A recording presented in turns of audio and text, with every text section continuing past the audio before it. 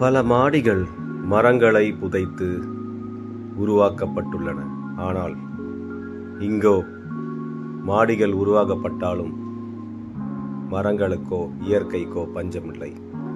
அதுதான் காசா grand கேசல். Welcome. நான் கார்த்திகேயன். நம்ம என்னதான் ரொம்ப பிஸியாக இருந்தாலும் அட்லீஸ்ட் இப்போ இருக்க அப்பார்ட்மெண்ட் கல்ச்சரில் எல்லாருமே வாக்கிங் போகிறதுக்கு முயற்சி பண்ணுறாங்க. நிறைய பேர் போயிட்டுருக்காங்க. ஆனால் ஒன்று வாக்கிங் போகிறதுல பேசிக்கிட்டு அண்ட் தென் ஹெட்ஃபோன்ஸ் போட்டுட்டு பாட்டு கேட்டுட்டு நம்ம சுற்றி இருக்க விஷயத்தை பற்றி கண்டுக்காமல் நடந்து போயிட்டுருக்காங்க.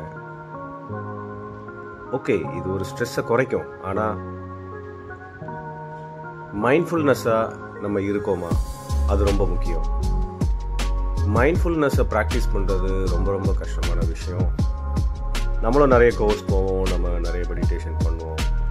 பட் இப்போ இருக்க பிஸி உலகத்தில் மறுபடியும் ஒரு பிரச்சனைக்கு சொல்யூஷன் இன்னொரு பிரச்சனைன்ற மாதிரி அந்த பிரச்சனைக்கு பின்னாடி சுற்றிட்டு போயிட்டே இருப்போம்.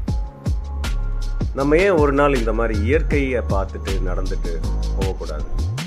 இயற்கையோட பேசுறது இருக்கிற சுகமே தனி. அதுதான் one of the best mindfulness. உங்கள் கண்ணுக்கு முன்னாடி இருக்கிற விஷயத்த ஓகே, நீங்கள் செவுத்தை பார்க்க முடியாது, எனக்கு புரியுது. ஆனால் இந்த செடிகள் ஒவ்வொன்றத்தையும் பார்த்து அந்த இலைகளோட பேசி அதை ரசித்து அந்த பூக்களையும் பார்த்து அதை கொஞ்சம் அப்சர்வ் பண்ணிங்கனாலே ஃபோக்கஸ்டாக you will be very very stress free. இது என்னோட ஒரு சின்ன தாட். ஸோ நான் இன்னைக்கு இயற்கையை பார்த்து I am going for a walk and I ஆம் டேக்கிங் யூ அரவுண்ட். வெல்கம்.